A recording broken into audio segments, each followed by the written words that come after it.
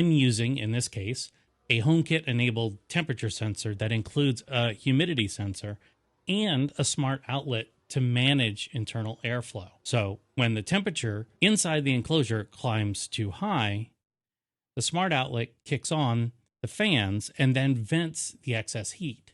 And that's powered mostly by the printer's own output.